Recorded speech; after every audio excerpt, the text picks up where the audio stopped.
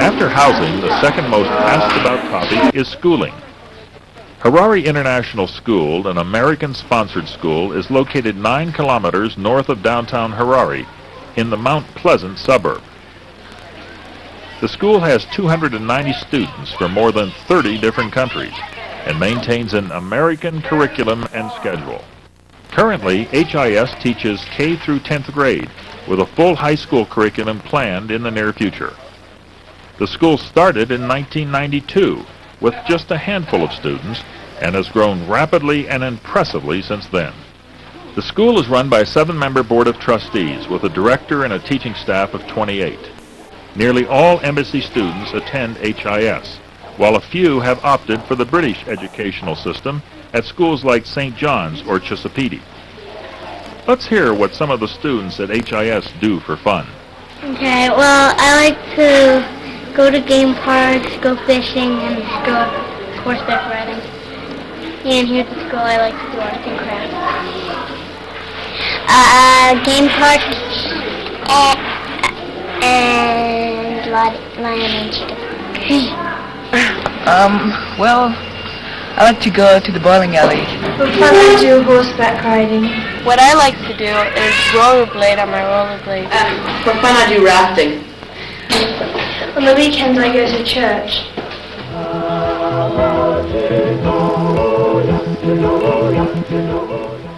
Christian missions have played a significant role in education and healthcare. There are many different religious denominations in Harare, and Americans have made lifelong friends through their churches. Services are held in English or Shona.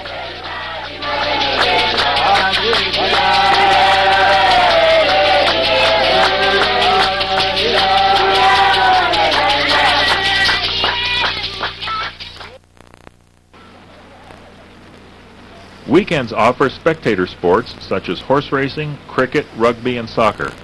Embassy folks often like to participate in sports like golf, tennis, fishing, hunting, and squash, and all are accessible and affordable. Club memberships and lessons are inexpensive and are an ideal way to improve your golf or tennis game. Word to the wise, however, you'll pay more here for imported electronics and sports equipment, so you may want to bring them from home. Shopping is enjoyable in Harare, with many supermarkets offering local and imported products. If you have a favorite brand you can't do without, check with the Clo before shipping it. It just might be on the shelf here. We can buy Thanksgiving turkeys, Easter hams, fresh cheese, some good local wine, and excellent bread. Fruits and vegetables are grown locally, as well as delicious pecans and coffee. Beef, chicken, and pork are excellent, and while this is a landlocked country, you'll be surprised at the availability of fresh fish. You might like to try kudu, ostrich, and other wild game while you're here.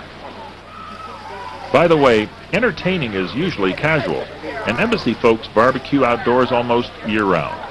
Restaurants range from fast food like Subway and Kentucky Fried Chicken, to modest cafes, to 5-star cuisine that rivals any in the world.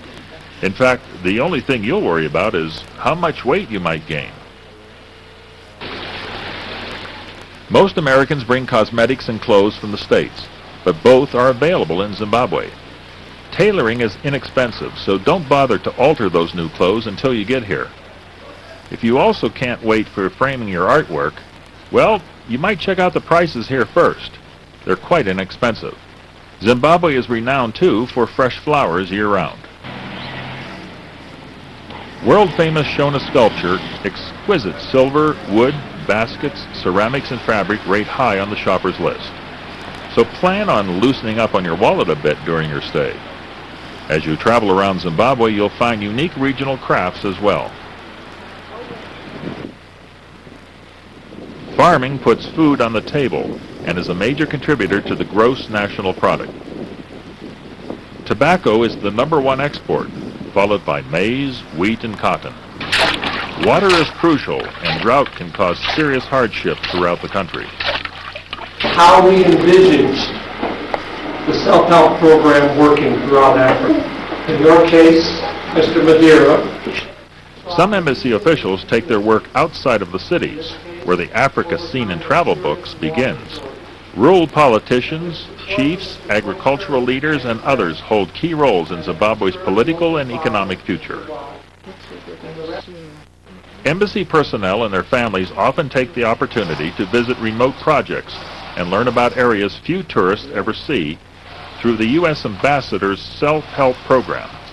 The self-help program here is one of the largest in Africa.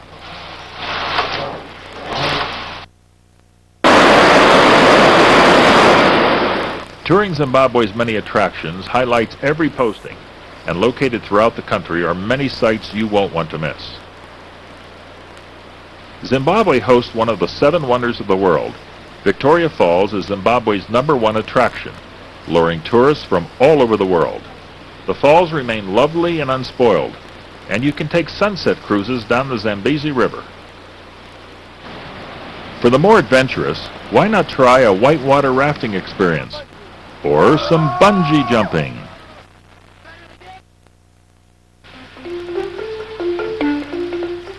Wangi, just one of the many national parks, provides some of Africa's best wildlife viewing opportunities. There are more than 30,000 elephants and a variety of wildlife to enjoy. Because its poor soils and lack of surface water made it unsuitable for farming, Wangi was accorded national park status some 70 years ago. The idea was to provide a wildlife viewing venue for tourists who were en route to nearby Victoria Falls. It's relatively uncrowded and offers accommodations for all budgets.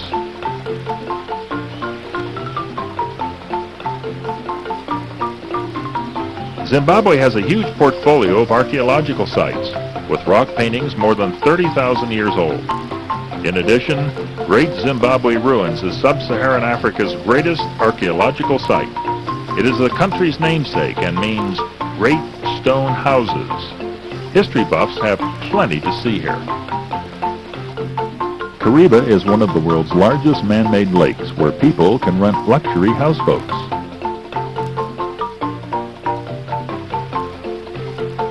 The Vumba, a mountainous resort near the border with Mozambique. These are yours to discover in Zimbabwe. An assignment to Harare offers the rewards of modern living, spectacular scenery, and a country fascinating to explore. African nature and history are waiting for you. So, what are you waiting for?